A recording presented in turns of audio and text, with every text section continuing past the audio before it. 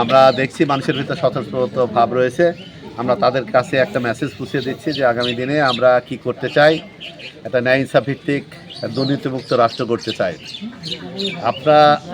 আমরা এটাও বলতে চাই যে আমরা এইটা যে আপনাদেরকে আশ্বাসটা দিচ্ছি, এই আশ্বাসটা আমরা ইনশাল্লাহ বাস্তবায়ন করবো। এ কারণেই যে আমরা অতীতে আপনারা দেখেছেন আমাদের দুইটা মন্ত্রী ছিল, তারা যে মন্ত্রণালয় পরিচালনা করছেন সেখানে 2 টাকার দুর্নীতি হয়নি, পাশাপাশি তারা দক্ষতার সাথে তাদের মন্ত্রণালয় পরিচালনা করা হচ্ছে। এছাড়াও আমরা ইতিপূর্বে আমি 1989 সালে নির্বাচন করেছি উপজেলা চেয়ারম্যান হিসাবে।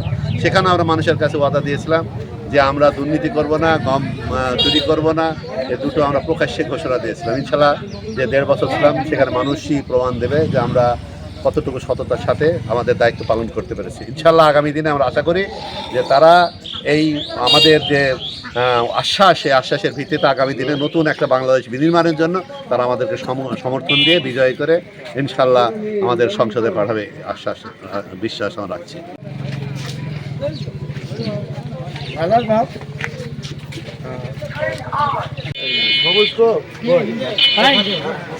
হ্যালো ভাই, মানে আমাদের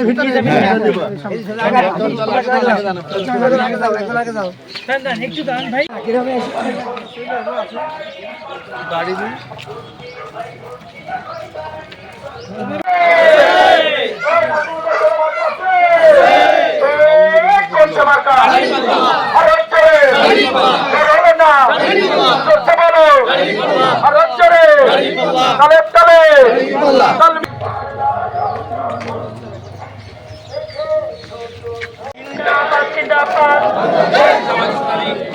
মামুনিরা দাঁড়িপাল্লা কি কোনো মার্কা আছে? কি কোনো মার্কা আছে? হ্যাঁ কোনো তাড়াতাড়ি বলো।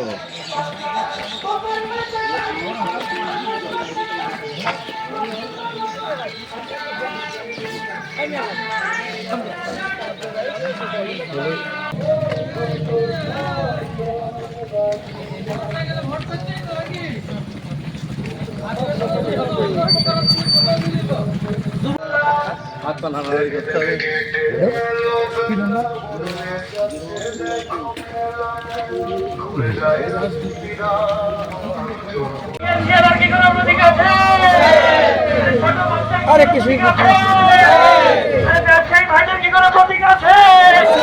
আরে বিকাশ ব্যবসায়ীর কি কোনো প্রতীক আছে?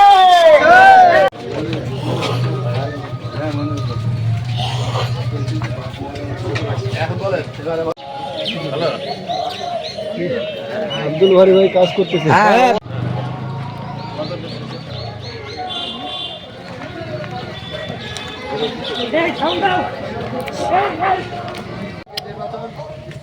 সবাই স্বতঃস্ফূর্তভাবে যাবেন সেন্টারে, তারপর নিজের বিবেকে যাকে বলে মনে হয় দেশের জন্য কল্যাণকার আগামী দিনে তাকে ভালো মনে করবেন, তাকে সবাই ভোট দেবেন। ঠিক আছে, সবাই ভালো থাকেন। আসসালামু আলাইকুম।